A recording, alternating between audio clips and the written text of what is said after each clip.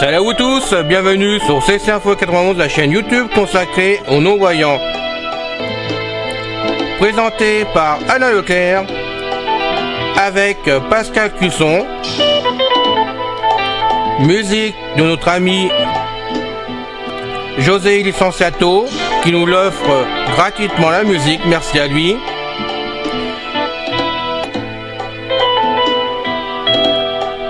Soyez tous et bienvenus sur la chaîne. Notre liste de diffusion pour vous tenir au courant de ce qui se passe sur la chaîne. Vous pouvez y aller sur ceci-info91 plus subscribe@googlegroup.com. Mes très chers amis, bien le bonjour. C'est encore une fois Pascal Cusson parmi vous pour la chaîne Ceci Info 91, chaîne destinée aux mâles et aux non-voyants, fondée par notre ami Alain Leclerc, chaîne destinée à vous informer sur une foule de sujets variés. Encore une fois, Alain et moi, nous demandons votre aide afin que, si cela ne vous dérange pas trop, cela prendra que quelques minutes de votre temps, peut-être une ou deux fois par semaine. Nous aimerions que vous publiez le lien de la page principale de la chaîne Ceci Info 91 YouTube sur vos murs de réseaux sociaux et ainsi aussi dans vos emails, d'en parler à vos amis. C'est tout ce que nous vous demandons. Merci d'avance.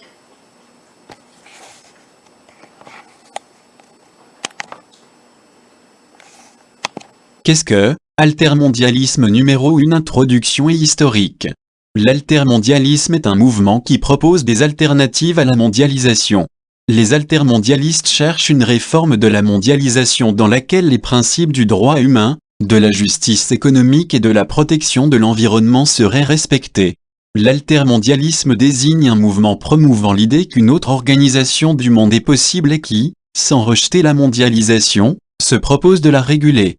L'hétérogénéité et la diversité des associations altermondialistes incitent à parler davantage de mouvements altermondialistes au pluriel que de mouvements au singulier. Ce qui caractérise l'altermondialisme, ce serait plutôt un pluralisme et même un syncrétisme idéologique mêlant plusieurs sources d'inspiration.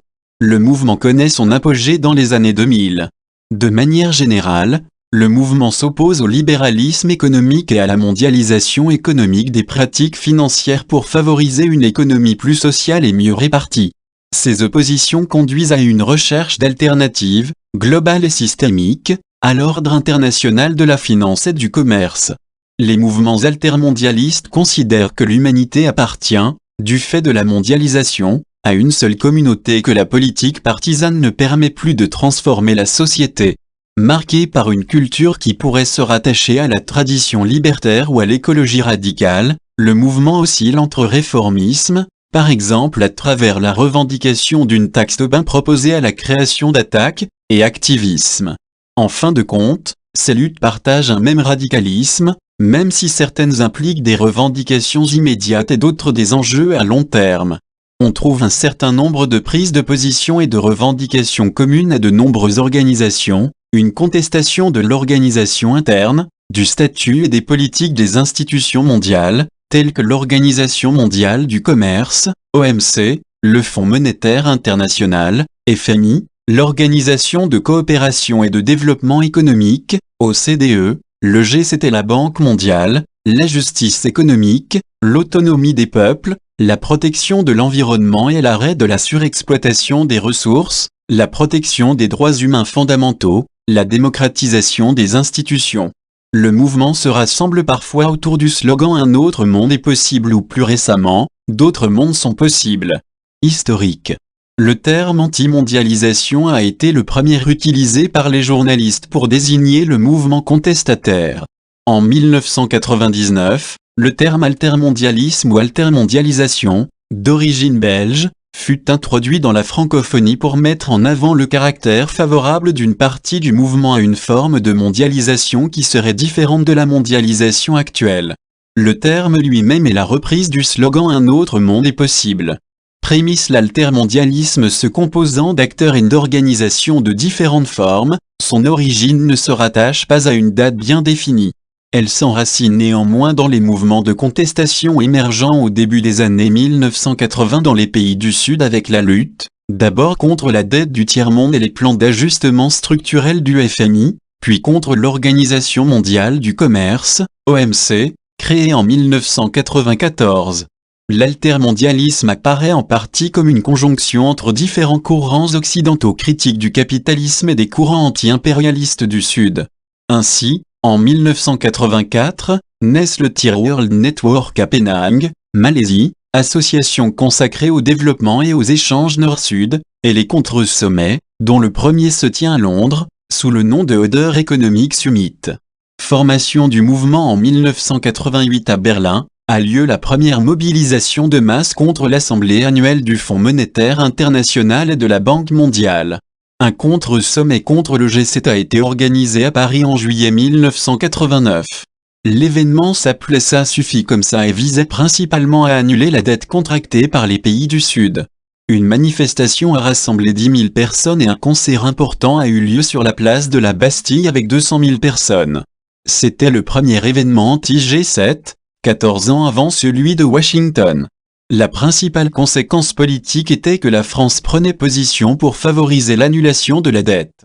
Les manifestations de 1999 à Seattle sont les premières manifestations altermondialistes fortement médiatisées. En 2001, un projet de loi visant à mettre en place la taxation de certains capitaux, taxe Tobin, est proposé au Parlement européen, mais est repoussé dès avant la première lecture grâce aux pressions de Tony Blair sur les députés travaillistes anglais, mais aussi aux abstentions ou votes contre des députés de l'OLCR. Développement aux différentes manifestations qui accompagnent désormais les grandes réunions économiques, comme le rassemblement de Gênes en 2001, avec la mort d'un manifestant par balle lors d'affrontements avec la police italienne, contre le sommet du G8, s'ajoute le Forum social mondial, alternatif au Forum économique mondial de Davos. Les forums sociaux mondiaux ont lieu chaque année, soit à Porto à Alegre, de 2001 à 2003, à Bombay en 2004 ou encore Polycentrique. En novembre 2002 s'est également tenu le premier Forum social européen à Florence, au cours duquel de 450 000 à 1 million de personnes ont défilé contre la guerre en Irak et pour un autre monde. En tant que lieu d'échange et événements médiatiques, les forums sociaux sont les espaces et les moments privilégiés du mouvement. Il s'est développé durant les dernières années plusieurs forums sociaux mondiaux, continentaux et locaux. Accès des idées altermondialistes à la scène politique en 2005, le rejet du référendum sur la Constitution européenne en France est en partie dû aux critiques altermondialistes, mais plus généralement des partis et mouvements politiques non gouvernementaux. Ce résultat, supposé satisfaisant par les altermondialistes, lui vaut en revanche l'hostilité d'une partie des partis de gauche social-démocrates français, PS, et européens, SPD en Allemagne, Parti travailliste au Royaume-Uni notamment, ainsi que de la droite européenne modérée, ce que les altermondialistes interprètent comme une pensée unique pro-Union européenne libérale, nonobstant que leur courant de pensée soit loin d'être le seul à s'y opposer, conservateurs britanniques, souverainistes en France et ailleurs, droite religieuse en Espagne, en Bavière ou en Pologne, libéraux notamment anglais. Composition. Le mouvement altermondialiste résulte de la convergence et de la multiplicité de mouvements. Il regroupe des personnes d'horizons très divers qui ont en commun le refus de la mondialisation néolibérale. Pour cette raison, cette mouvance est appelée parfois le mouvement des mouvements. La plupart des organisations altermondialistes refusant de créer un parti, le mouvement s'est axé comme un contre-pouvoir, un mouvement social et fait appel à l'opinion publique, créant des groupes de pression et organisant des mouvements citoyens. La question des alliances est constante. Les affinités sont grandes avec les mouvements anti-guerre et antifascistes. Certains altermondialistes sont anticapitalistes, d'autres antiproductivistes, d'autres misent sur les initiatives d'alterdéveloppement local. Certaines organisations sont également proches de la pensée néo-keynésienne. Structure politique. La pluralité des orientations politiques au sein du mouvement est difficile à synthétiser. Il est possible de décrire un certain nombre d'orientations spécifiques au sein du mouvement, les communistes et les marxistes. Les communistes se sont liés au mouvement altermondialiste sur des bases anticapitalistes et s'opposent traditionnellement à la mondialisation économique capitaliste, qui serait celle de la classe bourgeoise, et prône la mondialisation de l'action des peuples, ou du prolétariat, selon un modèle social et solidaire. Tous les communistes ne se sentent pourtant pas altermondialistes. En France, si des partis comme le PCF ou le NPA se rapprochent de la mouvance, d'autres, comme Lutte ouvrière, s'en éloignent. Les antilibéraux qui critiquent le modèle du libre-échange, confèrent critiques du libéralisme économique, veulent réformer en profondeur les principes de la logique économique, sur la base de critères sociaux et moraux. Certains proposent de taxer les flux de capitaux spéculatifs, taxe Tobin, les souverainistes qui, ayant pour but déclaré de protéger la nation du néolibéralisme des marchés et de l'insécurité sociale qui en découlerait, chômage, dumping social, délocalisation, prônent des mesures protectionnistes d'intérêt national ou régional en matière d'économie. Cette dernière catégorie est clairement antimondialiste. Les écologistes, qui veulent préserver l'environnement contre les destructions et les prédations des ressources communes, causées généralement par une volonté d'accaparer des profits à court terme au mépris de l'intérêt général. Ces comportements sont fréquents dans les entreprises multinationales, pilotées selon les critères des marchés financiers et parfois tentées par l'impunité que peut conférer leur mobilité transnationale ou leur puissance économique, les objecteurs de croissance qui s'opposent au développement de la consommation comme modèle social. Une partie de l'extrême droite française se réclame de l'altermondialisme, comme le journal Flash, proche du Front National, avec des auteurs comme Alain Soral, les localistes qui privilégient ce qui est local sans toutefois se fixer de limites frontalières, entendant favoriser ainsi la démocratie participative, la cohésion sociale et la production de proximité. Donc l'emploi local et la préservation de l'environnement via une moindre empreinte écologique liée au transport de marchandises, les anarchistes qui sont contre l'oppression des libertés par l'État et le capitalisme. Fin du podcast, bye bye, ciao. C'est fini les amis. Merci d'être passé sur la chaîne. Je vous dis à bientôt avec Pascal. Pensez à vous abonner, c'est important pour nous.